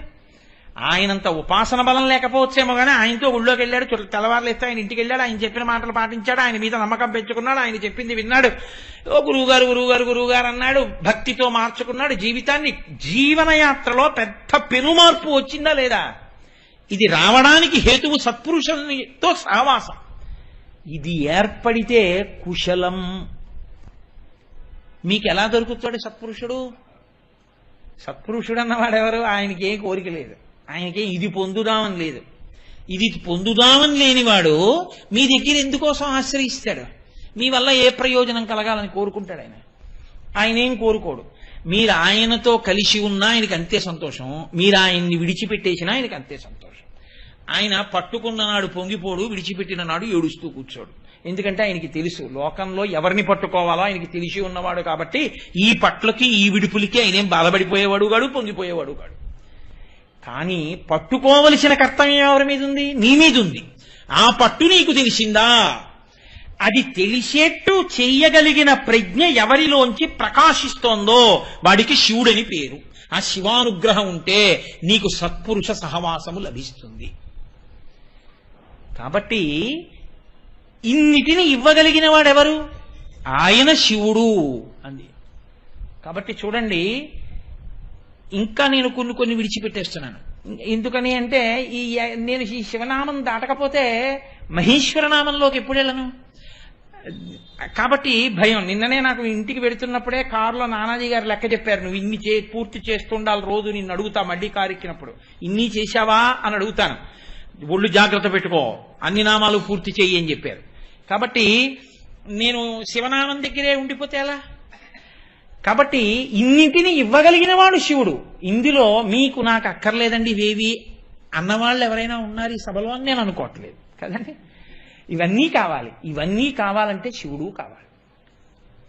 అయితే ఇక్కడ ఒక ప్రశ్న, శివుడు కావాలంటే శివుడికి ఏమిస్తే మీ వాడవుతాడు కదండి? అసలు శివుడు మీ వాడవడానికి మీరేం చెయ్యాలి? అసలు ఇంకా పెద్ద విచిత్రం ఏమిటో తెలుసా అండి? మీ వాడవాలి అంటే ఆయనకి కూడా మీకులా అవసరాలు ఉన్నవాడై ఉండాలి కదూ. అవసరాలు ఉన్నవాడైతే మీరేమైనా ఇస్తే అవసరం తీర్చుకుంటాడు. ఒకప్పుడైనా ఆకలి వేసింది అనుకోండి, ఓ యాపిల్ పండు ఇస్తే తింటాడు. ఒకప్పుడైనా దాహం వేసింది అనుకోండి, కాసిన మంచినీళ్ళు ఇస్తే తాగుతాడు. ఒకప్పుడైనా పంచి కట్టుకోవాల్సిన వాడు అనుకోండి, మీరు పంచిస్తే ఇవాళ రేపో ఎప్పుడో అప్పుడు కట్టుకుంటాడు దాన్ని కదా. ఆయన గురించి శాస్త్రం ఏం చెప్తోందో తెలుసా అండి? శివుడి గురించి ఆయన అత్యంత పరిశుద్ధాత్మని, ఆయన అత్యంత, ఇంకా నీకు ఇంత అంతా చెప్పడానికి వీలు లేనంత పరిశుద్ధమైనటువంటి ఆత్మ కలిగినటువంటి వాడై త్యచోహం శివ ఉచ్యతే, అటువంటి వాడు శివ అని చెప్పబడుచున్నాడు. అత్యంత పరిశుద్ధాత్మనే అన్న మాటకు అర్థం ఏమిటో తెలుసా అండి? 3 మలములు లేనివాడు అని అర్థం. సమస్త జీవకోటికి 3 మలములు ఉంటాయి. ఆణవ మలము, కార్మిక మలము, మాయిక మలము అని 3 మలాలు. ఆణవ మలము అంటే మీరు ఏ ప్రాణిని తీసుకోండి, అందులో పంచభూతాలు ఉంటాయి. ఆ పంచభూతాలే పృథివీ, ఆపస్తేజో, వాయురాకాశాలు. నేనున్నాను అనుకోండి, ఈ శరీరం, దీనికి పృథివీ ఇలా అంటే మట్టి వస్తుంది. తేజో, ఇందులో కొంత వేడి ఉంటుంది. వాయు, ఇందులోకి గాలి వెళ్ళి పైకి వస్తుంది. నీరు, కొంత నీరు ఉంటుంది, ఎప్పుడు రక్తమే నీటి రూపం ప్రవహిస్తూ ఉంటుంది. ఆకాశ, ఖాళీ జాగాలు ఉంటాయి. మెదడులో నరాల దగ్గర నుంచి గుండె కవాటాలు లోపలంతా కడుపులో ఖాళీ జాగాలు ఉంటాయి. అవి లేకపోతే ప్రమాదం. మూసుకున్నాయనుకోండి బ్లాక్ పడిపోయింది అంటారు కదా. కాబట్టి ఖాళీ జాగాలు ఉంటాయి. ఇవి అన్నిటి యందు ఉంటాయి, సమస్త ప్రాణుల యందు ఉంటాయి. కానీ ఈ పంచభూతములతో తయారు చేయబడిన శరీరం ఉన్నవాడు, ఈ పంచభూతములతో సమస్తమును తయారు చేసిన వాడెవరో వాడు ఆణవ మలము లేనివాడు. కాబట్టి అసలు ఇలాంటి శరీరం ఆయనకి లేదు. ఈ శరీరాలన్నీ మాత్రం ఆయనే చేశాడు. కాబట్టి ఇప్పుడు ఇలాంటిది లేదు కదండి. లేనప్పుడు ఎలాంటిది ఉందో పక్కన పెట్టండి. నేను ఒక మాట చెప్తాను, వ్యోమవత్వ్యాప్త దేహాయ, ఆకాశమంత దేహం ఉంది. ఓ పంచిల సాపు ఇవ్వండి. మీ దగ్గర ఉందా ఏమన్నా అలాంటి సాపు? ఆయన కట్టుకోవడానికి సరిపోతుందా అది? అందుకే శంకరాచార్యులు వారు శివానంద లహరి చేస్తే ఆశ్చర్యకరమైనటువంటి శ్లోకం ఒకటి చేశారు ఆయన. ఈశ్వర గంధే గంధ వహాత్మతాన్ నపచనే, నీకు నేను గంధం రాస్తాను కానీ నాకు వాయువు అంశిస్తావా అని అడిగారు. అప్పుడు అంతా నిండిపోయిన వాడికి అంతటా నిండిపోయిన వాయువై గంధం రాయొచ్చు. ఎంత ఉన్నాడని మీరు రాస్తారు? పంచభూతములతో తయారు కానివాడు అంతటా నిండిపోయిన వాడికి మీరు పంచిల శాపేమిస్తారు? వస్త్రం సమర్పయామి. ఆయన వేసుకునే రుద్రాక్షమాల మీ దగ్గర ఉందా? ఆభరణం సమర్పయామి. ఆయన నాగాన్ని వేసుకుంటాడు, మీరు తెచ్చేస్తారా పావుని? ఆయన ఒంటికి అలదగలిగినంత విభూతి మీ దగ్గరుందా? ఏమిస్తానని మీరంటారు ఆణవమలం లేని వాడికి? కార్మికమలము. కార్మికమలము అంటే ఏమిటో తెలుసా అండి? జీవుడు వాడే శరీరాలు మార్చుకున్నాడు. ఇత పూర్వం కొన్ని కోట్ల శరీరములలో ఉన్నప్పుడు చేసుకున్నటువంటి పాప పుణ్యములు పెద్ద పెద్ద పర్వతాల్లా పడిపోయి ఉంటాయి. చేసుకున్న కర్మల వలన పాపపుణ్యములు పర్వతముల వలె పడి ఉన్న జీవుడెవరో వాడు కార్మికమలమున్నవాడు. ఆ పాపపుణ్యములే అనుభవంలోకి వస్తుంటాయి. ఆయనకి పాపము లేదు, పుణ్యము లేదు, కాబట్టి కార్మికమలము లేదు. మాయికమలము అంతటా ఉన్నాడని ఉపన్యాసం చెప్తాను. అరోపదేశ వేళాయాం సర్వే వ్యాసపరాశరాహ. ఇంకోటికి చెప్పమంటే అందరూ పరాశరులు, వ్యాసుడే. ఏదయా ఇన్ని మాటలు ప్రహ్లాదోపాఖ్యానం చెప్పావు, నీకు కనబడ్డాడా విష్ణు అంటే? ఇందుగలడు అందులేడని సందేహము వలదు చక్రి సర్వోపగతుండెందెందు వెదకి చూచిన అందందే కలడు దానవ అగ్రని వింటే. కానీ ఏడి కనపడతాడా?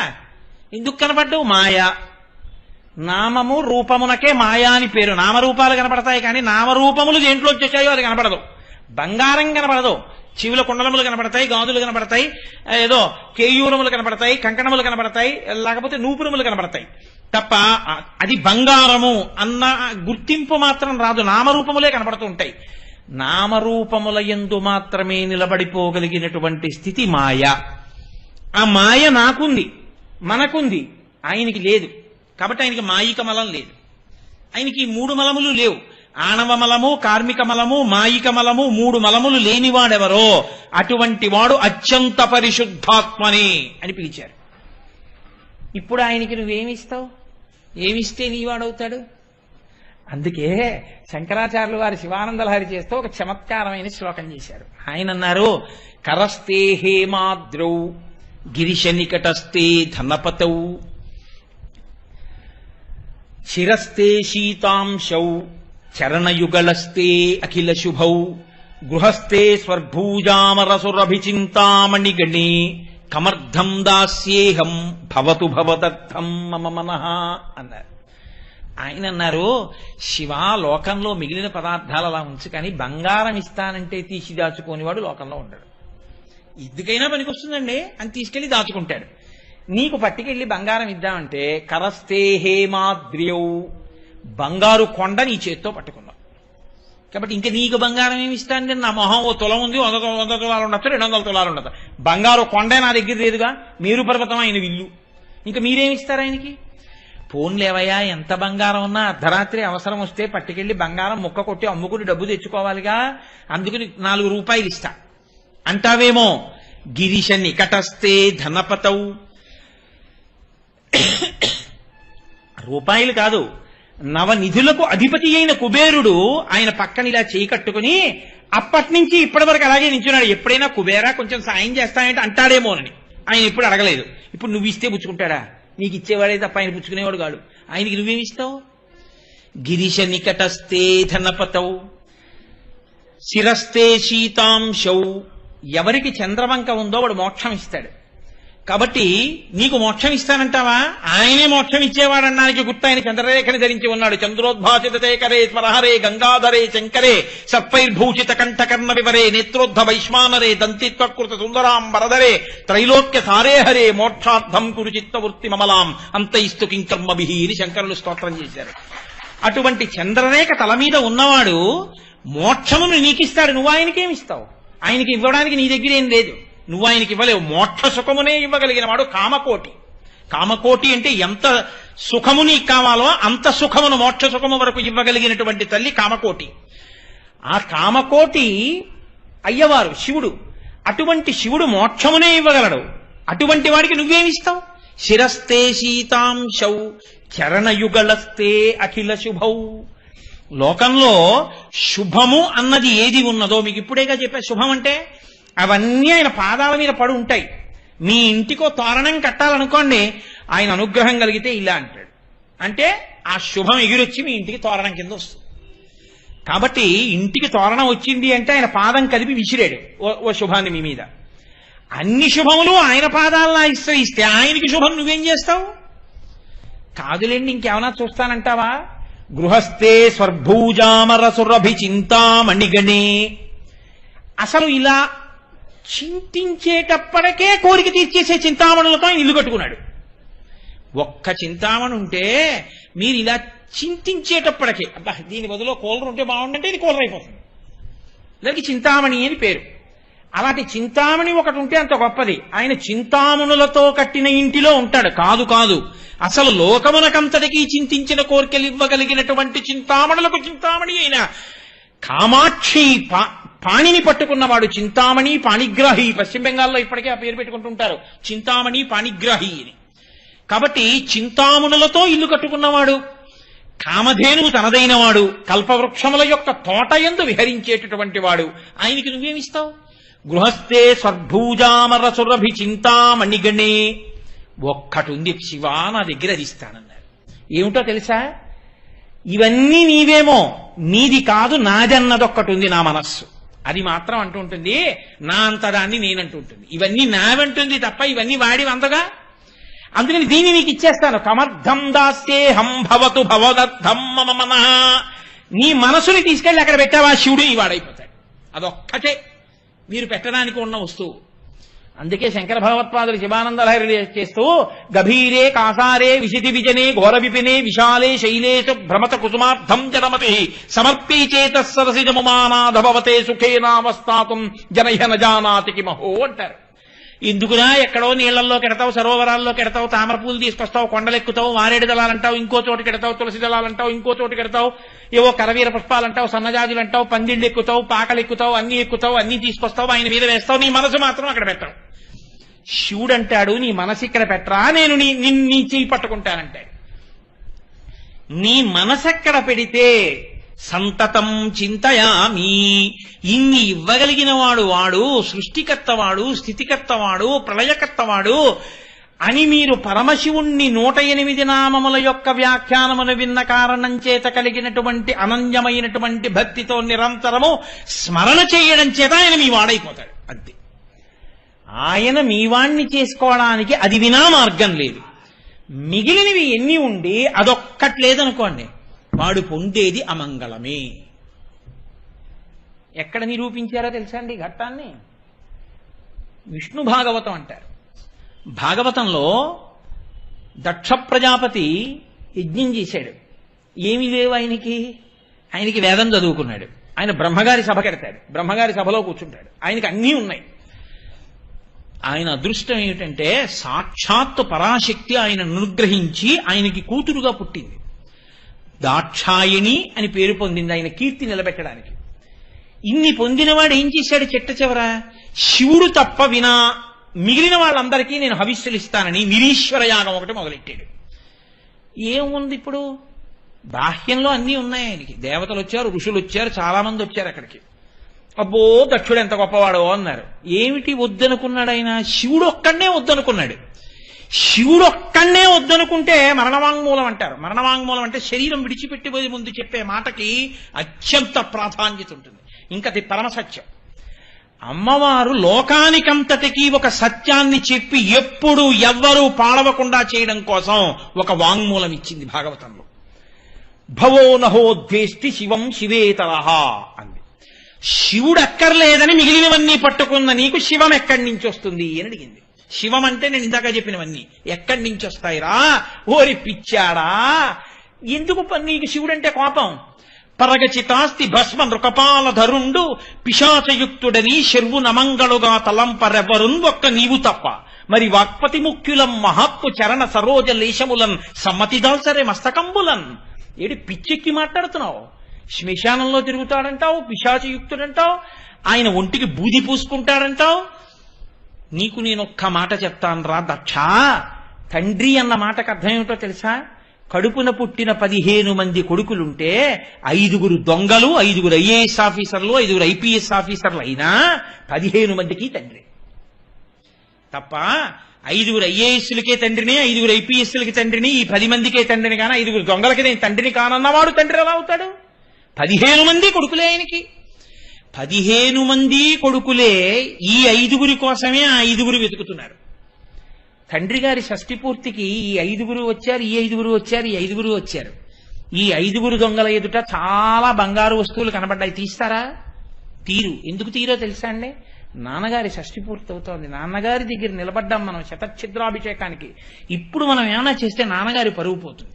అందుకని వాడు దొంగతనం చేయలేదు.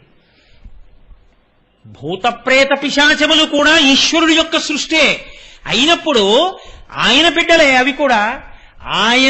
ఆయన వాటిని అణిచి ఉంచాడు కాబట్టి మీరు నేను ఇలా బతికున్నాం.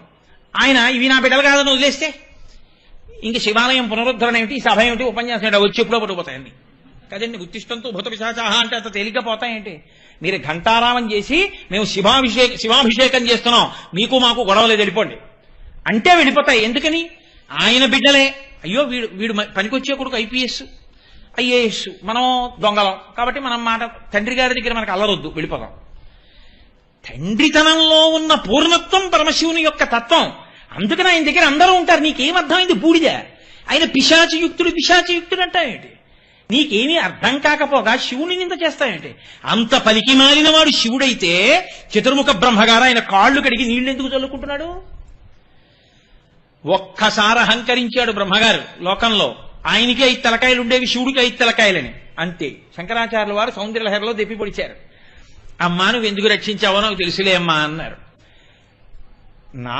5 ముఖములున్నవాణ్ణి అని అహంకరిస్తే నకేభ్య సంత్రసన్ ప్రథమమథనాదం దకరిపోహో.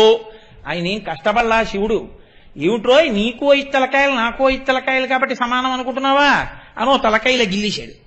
దానికి ఏం పెద్ద యుద్ధం లేదు, గిల్లీశాడు. నకేభ్య సంత్రసన్ గోటితో ఇలా గిల్లీశాడు పువ్వుల. యుద్ధం చేసేవాడు ఒకసారి ఒకరిని పడగొట్టి ఇంకోసారి ఇంకోటిని పడగొట్టాలంటే మళ్ళీ యుద్ధం చేయాలి. గోటితో గిల్లేసేవాడికి ఏముందండి, నేనే గిల్లేస్తాడు కదండి. ఇప్పుడు అయ్యబాబాయ్ మిగిలిన 4 కూడా గిల్లేస్తాడేమో అని భయపడి ఈయనేం చేసేట, ఈ 4 తలకాయలు పట్టుకెళ్ళి అమ్మవారి చేతుల కింద పెట్టేట. అమ్మవారి 4 చేతుల కింద మృణాళీ మృద్వీనాం తవ భుజలతానాం చతసృణాం. అమ్మా నేను పద్మంలోంచి పుట్టాను, నీ చేతిలో పద్మాల్లా ఉంటాయి కాబట్టి మన ఇద్దరికి సంబంధం ఉంది కదూ, కాబట్టి నా 4 తలకాయలు నీ చేతులతో రక్షించమాలంటే గిల్లేస్తాడు అన్నట్ట. అంటే అమ్మవారు 4 చేతులు పెట్టి అని ఆయన వంక చూసి వదిలిపెట్టేశాడు. కాబట్టి శివ మీకు బిడ్డలు కాని వారెవరు? రక్షించినా మీరే, కొట్టినా మీరే. దక్షయజ్ఞంలో తప్పు చేసిన వాళ్ళని శిక్షించిన శివుడే. హాలాహలం లోకాలనంతటినీ భక్షించేస్తుంటే శివుడి దగ్గరికి పారిపోతే హాలాహలాన్ని పుచ్చుకుని రక్షించిన శివుడే. కొట్టినా నాన్నగారే, ఫీజు కట్టినా నాన్నగారే. అందుకే జగత పితరం వందే పార్వతీ పరమేశ్వరం. కాబట్టి శివతత్వం అది. కాబట్టి ఈశ్వర మీ పాదములను బ్రహ్మ కడిగి ప్రతిరోజు మీ పాదముల కంటినటువంటి రజస్సుని తల మీద చల్లుకుంటున్నాడు. నీకెందుకురా బుద్ధి పుట్టలేదు? భవో నహోద్వేష్టి శివం శివేతరహ ఆవిడ తీర్పిచ్చింది వాంగ్మూలంలో. శివుడు అక్కర్లేదన్న వాడికి ఎన్నున్నా వాడికి శివం మాత్రం రాదు. కాబట్టి శివుడు అక్కర్లేదనకూడదు. శివుడికి నేను దాసుడను కావాలి, నేను శివభక్తుణ్ణి కావాలని అడగాలి. అడిగితే అన్ని భక్తులు అవే వస్తాయి. కాబట్టి నీవాడను కావాలని మీరు మీ ఆయన దగ్గర మనసు పెట్టడమే మీరు ఆయనని చేరుకోవడానికి రసమార్గము. అందుకే ఈ శివాయచ, శివ అన్న నామాన్ని ఎంత పదిలంగా దాచారో తెలుసా అండి వేదాల్లో. స్వరం చేత మంత్రాన్ని ప్రయోగం చేయడం చేత వేదములు 3. అందుకే వేదత్రయీ అంటారు. త్రయీ అంటే 3 వేదాలే. అందుకే త్రైవేద్యం హృద్యం త్రిపురహరం అద్యం త్రినయనం అని శంకరాచార్యుల వారు కూడా శివానందలహరిలో వేదాలని 3గా చెప్తారు. ఈ 3లో ఋక్, యజుర్, సామ. ఋగ్వేదం, సామవేదం అటు ఇటు గోడలుగా పెట్టి మధ్యలో యజుర్వేదాన్ని దాచారు. మళ్ళీ యజుర్వేదంలో 7 కాండలు. 7 కాండల్లో 3 కాండలు అటు 3 కాండలు ఇటు పెట్టి మధ్యలో 4వ కాండ దాచారు. మళ్ళీ 4వ కాండ మధ్యలో రుద్రాధ్యాయాన్ని దాచారు. అంటే పదిలమై అత్యంత విలువైన వస్తువుని దాచినట్టు. మళ్ళీ ఈ 3 కాండల మధ్యలో ఉన్న 4వ కాండ మధ్యలో రుద్రాధ్యాయం పెట్టారు. రుద్రాధ్యాయానికి ఉన్న కాండల మధ్యలో 8వ కాండ పెట్టారు, 8వ అనువాకం పెట్టారు. మళ్ళీ 8వ అనువాకానికి చిట్ట చివరిలోకి తీసుకెళ్లి శివ మంత్రాన్ని, శివనామాన్ని అక్కడ దాచారు. అందుకే నమ సోమాయ చ రుద్రాయ చ నమ స్తామ్రాయ చ అరుణాయ చ నమ శంగాయ చ పశుపతయే చ నమ ఉగ్రాయ చ భీమాయ చ నమో అగ్రే వధాయ చ దూరే వధాయ చ నమో హంత్రే చ హనీయసే చ నమో వృక్షేభ్యో హరికేశేభ్యో నమస్తారాయ నమ శంభవే చ మయోభవే చ నమ శంకరాయ చ మయస్కరాయ చ నమ శివాయ చ శివతరాయ చ. అక్కడ దాచారు నమ శివాయ చ. అంటే ఎంత పదియమై, ఎంత గోప్యమై, ఎంత విలువైనదో కాబట్టి వేదములలో అంత జాగ్రత్తగా దాన్ని దాచారు. అంత గొప్ప నామమయ్యా శివనామం.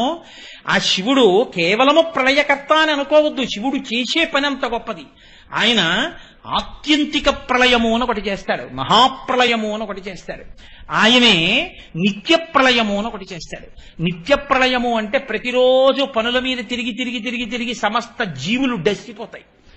అలిసిపోతే మీరు 10 రూపాయలు ఇచ్చి చలానా కడుతున్నారా, 20 రూపాయలు ఇచ్చి ఏమైనా వస్తువు కొంటున్నారా? మీరు వెళ్ళి ఇలా నేల మీద పడిపోయినా, కుర్చీలో పడిపోయినా, మీరు అలిసిపోతే నిద్రారూపంలో మిమ్మల్ని పట్టుకుని సుఖంగా మీరు నిద్రపోయేటట్టు చేసి, అందుకే బాగా నిద్ర పట్టిన వాళ్ళందరూ సుఖంగా నిద్రపోయానంటారు. బాగా నిద్రాకాలిక సుఖమునిచ్చి మళ్లీ తెల్లవారేటప్పటికి మీ ఇంద్రియములకు శక్తినిచ్చిన వాడెవరో వాడు శివుడు. వాడు నిత్య ప్రళయం చేస్తాడు. ప్రళయమునకు నిద్ర, నిత్య ప్రళయం, ప్రతిరోజు సమస్త భూతములకు నిద్రనిచ్చేవాడు పరమశివుడు. ఆత్యంతిక ప్రళయం భక్తితో కూడిన కర్మాచరణము వలన జ్ఞానమిచ్చేత్ మహేశ్వరాహ. మహేశ్వరుడు జ్ఞానమిస్తాడు. ఆ జ్ఞానము వలన మళ్లీ పుట్టవలసిన అవసరం లేని పునరావృత్తి రహిత శాశ్వత శివ సాయుధ్య స్థితిని ఇచ్చి మోక్షమిచ్చేవాడు శివుడు. ఆఖరికి భక్తితో ప్రవర్తించి తనని పొందడానికి ప్రయత్నం చేయకుండా ఉండిపోయిన జీవుల్ని, అయ్యో వీళ్ళు ఎలాగో నన్ను పొందట్లేదు, నేనే వీళ్ళని పొందేస్తే గొడవ వదిలిపోతుంది కదా అని మైనపు ముద్ద వచ్చి నల్లపూసల మధ్యలో పడితే నల్లపూసలు దానికంటుకున్నట్టు సమస్త జీవులను తానే పొంది తనలో కలుపుకుని మహాప్రళయం చేసేవాడు పరమశివుడు. ఏది ఆయన చేసిన పనిలో ఎక్కడ కాఠిన్యం ఉంది? పరమకారుణ్యమూర్తి శంకరుడంటే. అందుకే దేవతలు భాగవతంలో ఒక మాట చెప్తారు. ఆయన ఆ దేవుని, త్రిపుర సంహారకుని, చంద్రశేఖరుని మీరు రోషింపచేసిన మంగళములు పొందదగునే పద్మగర్భునకునైనా అటువంటి మహానుభావుణ్ణి నింద చేసి ఆయనని విమర్శించి ఆయనని తిడితే బ్రహ్మగారికి మాత్రం సుఖం పుడుతుందిరా.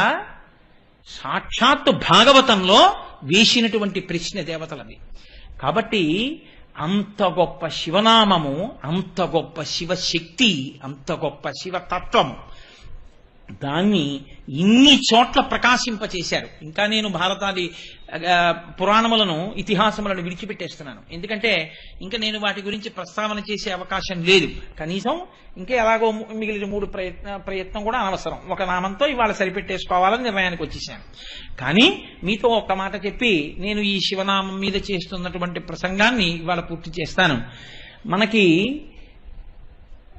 నాగుల చవితి వస్తోంది. నాగుల చవితి తిథి నాడు మనందరం పర్వదినంగా చేస్తాం. కార్తీక మాసంలో వచ్చేటటువంటి అత్యంత గొప్పదైనటువంటి తిథుల్లో నాగుల చవితి ఒకటి. నాగుల చవితి మీరు చూడండి, ఎవరిని పూజ చేస్తాం? పుట్టలో ఉన్న పావుని పూజ చేస్తాం. మీరు కొంచెం జాగ్రత్తగా గమనించండి. మీకు తేలిగ్గా అర్థం అవడానికి నేను ఎక్కువ సమయం అవసరం లేని రీతిలో ఆవిష్కరించే ప్రయత్నం చేస్తున్నాను. నాగము అందరికీ ఆభరణం, దేవతలకి. వినాయకుడు పొట్టకి చుట్టుకుంటాడు. సుబ్రహ్మణ్యుడు సరే పైకి లేచినటువంటి పడగలతో ఉన్న జంటనాగుల రూపంలో ఉంటాడు. శివుడు నాగాభరణుడు. సాక్షాత్తు శ్రీ మహావిష్ణువు శేషశయనుడు. ఆయన నాగం మీద నిద్రపోతూ ఉంటారు, పడుకుని ఉంటారు. నిద్రపోతూ ఉంటారు అంటే లోకంలో ఒక విషయం ఒకటి ఉంది. విష్ణువు నిద్రపోతారు ఆషాఢ మాసంలో, ఆయన మళ్ళీ ఏదో కొన్నాళ్ళు పోయిన తర్వాత ఉద్ధాన ఏకాదశి నిద్రలేస్తారని. ఆయన నిద్రపోయే నిద్ర మనం నిద్రపోయే నిద్ర లాంటి నిద్ర అనుకోకండి. శ్రీ మహావిష్ణువే నిద్రపోతే లోకాలను రక్షించేవాడు ఎవరండి? ఆయన నిద్ర తామసిక నిద్ర కాదు. నిద్రాముద్రాం నిఖిల జగతి రక్షణే జాగరూకం. ఆయన ఈ కన్నులు మూసి లోకన్నుతో ఎవడు భక్తితో ఉపాసన చేస్తున్నాడో దక్షిణాయనంలో గమనిస్తూ ఉంటాడు మనసుల్ని. అంతటి శక్తి స్వరూపమై పడుకుంటాడు. అందుకే ఆయన పడుకున్న కాలం అంతా ఉపాసన కాలం దక్షిణాయనం తప్ప ఆయన నిద్ర తామసిక నిద్ర కాదు. ఆయన నిద్రపోతాడండి అని చెప్పకూడదు, అది తెలిసి తెలియనితనం. ఆయన నిద్ర కాదది. నిద్రాముద్రాం నిఖిల జగతి రక్షణే జాగరూకం. మనకి జాగరూకం ఉండదు నిద్రపోతే. ఆయన బాగా జాగ్రత్తగా పరాకుగా గమనించే కాలం. కాబట్టి దక్షిణాయనంలో ఆయన నిద్రాముద్ర పట్టిన కాలంలో అత్యంత జాగ్రత్తగా మనం ఉపాసన చెయ్యాలి. అలాంటి నిద్రాముద్ర ఆయన శేషుడి మీద పడుకుంటాడు. అది పాము. అదే పావుకి విరుద్ధమైనటువంటి గరుత్మంతుడి మీద ఆయన ఉంటాడు. ఆతత పక్షమారు తరజ కంపిత ఘూర్ణితాచల వ్రాత మహర్ణ ఉండు అంటారు నన్నయ్య గారి మహాభారతంలో. ఆయన రెక్కలు ఇలా విప్పు వేస్తుంటే అందులోంచి వేదముల యొక్క స్వరములు వినపడుతుంటాయి గరుత్మంతుడికి. అటువంటి మహానుభావుడు పాములు తింటాడు ఆయన. కాబట్టి పాములకు శత్రువు మీద ఎక్కి తిరుగుతాడు. గరుత్మంతుడి యొక్క ఆహారమైన పాము మీద పడుకుంటాడు. పరమశివుడు నాగాన్ని ఆభరణంగా వేసుకుంటాడు. వాళ్ళ అబ్బాయి పాములకు శత్రువైన నెమలి మీద ఎక్కి తిరుగుతూ ఉంటాడు. పరమశివుడెక్కేటటువంటి ఎద్దు, ఆవు, వీటి రెండిటి డెక్కలు పాము మరణించడానికి ఒక కారణం. మీరు కావాలంటే స్కాంద పురాణం చూడండి. స్కాంద పురాణంలో పాములు మరణించేటటువంటి స్థానాలు చెప్పారు. అందులో ఆవుల, ఎద్దుల డెక్కలు ఒక కారణం. వాటి డెక్కల కింద పడి చచ్చిపోతాయి. మరి ఆయన ఎక్కే ఎద్దు కింద మాత్రం పాము పడి చచ్చిపోదా? మూడవది ముంగిస. సంస్కృతంలో నకులి అంటారు. ఈ మూడు పాముకి శత్రువులు. మరి నెమలి ఉంది అక్కడ. నెమలి పావుని తింటుంది, పాము ఎలకని తింటుంది. ఆ ఎలక విఘ్నేశ్వరుడికి వాహనం. ఎద్దుని పులి తింటుంది, ఆ ఎద్దు ఈయనకి వాహనం, పులి ఆవిడికి వాహనం. ఏమిటా కుటుంబం? అన్ని సమైక్యంగా ఉంటాయి. అందులో నువ్వు నేను లేవు, అన్ని నేనులు ఒక్కటై ఉంటాయి. అది శివ కుటుంబం అంటే. అందుకని వాటి మధ్య ద్వేషాలు ఉండవు అక్కడ. అన్ని పార్కింగ్ ప్లేస్ లో పెడితే ఒకదాన్నొకటి చెనక్కవు, చక్కగా చూస్తూ కూర్చుంటాయి. కాబట్టి పాము అన్న మాటకు అర్థం ఎప్పుడూ ఒకటి గుర్తుపెట్టుకోండి. 2 లక్షణములను చెప్తుంది వేదాంతంలో పాము. ఒక పాము మీలో ఉండేటటువంటి తేజస్సుని హరించేస్తుంది. అది ఈశ్వరుడు లోపల తయారు చేసేటటువంటి శక్తిని, తేజస్సుని కామప్రచోదనం చేయించి లోపల ఉన్న తేజస్సుని అధోముఖంగా కింద పడిపోయేటట్టు చేస్తుంది. దానివల్ల ప్రాణశక్తి, తేజస్సు క్షీణిస్తాయి. దాన్ని చెడ్డపాము అని పిలుస్తాం. అదే శక్తి పైకి జాగృతమై ఊర్ధ్వరేతస్కుడై ఆ తేజస్సుని అనుష్ఠానానికి వాడుకున్న వాళ్ళు ఈశ్వర పథంలో ప్రయాణిస్తారు. అపారమైన జ్ఞాపక శక్తితో దీర్ఘాయుష్మంతులై ఆసన శుద్ధి కలిగి ఎంతసేపైనా కూర్చుని ఈశ్వరోపాసన చేస్తారు. ఆ శక్తి కలిగి ఉండడానికి కారణం కూడా తేజస్సుని నిలబెట్టుకోవడం. అది మంచి పాము అని పిలుస్తారు. ఈశ్వరుడికి ఆభరణంగా ఉంటే మంచి పాము. ఈశ్వరుడి చేత చెనకబడుతోంది అంటే నీ తేజస్సు క్షయమైపోవడం. తేజస్సు క్షయమైపోకుండా చూసుకోగలిగిన బుద్ధి ప్రచోదనం లోపల జరగాలి. దాని కొరకు ఈశ్వరుణ్ణి చేరుతాడు. అందుకే పైకి లేచినటువంటి జంట పాముల్ని పూజ చేస్తాను. అంతేగాని నేల మీద పడుకున్న పాముల్లో ఉండవవి. పైకి లేచి ఉంటాయంటే ఊర్ధ్వరేతస్కమైనటువంటి తేజస్సు, అది పూజనీయమవుతుంది. అది సుబ్రహ్మణ్య స్వరూపం అవుతుంది. ఇప్పుడు నేను అంత లోపలికి దాని వ్యాఖ్యానం చేయడం కుదరదు. అలాగే సుబ్రహ్మణ్య స్వరూపమైనటువంటి పాము తేజస్సుకి సంబంధించింది కాబట్టి అది వంశాభివృద్ధికి పనికి రావాలి. వంశాభివృద్ధికి పనికి రాకుండా సంతానము పొందలేకపోతున్నాడు అంటే ఎక్కడో ఈశ్వరానుగ్రహ లోపముందని గుర్తు. ఈశ్వరానుగ్రహం లోపించి సంతానం కలగకపోతే నాగదోషం ఉంది అంటుంటారు. అందుకే సుబ్రహ్మణ్యుడికి ఉన్న నామాలలో వంశవృద్ధి కారకాయ నమః ఒక నామం. కాబట్టి నాగమును పూజ చేస్తాం.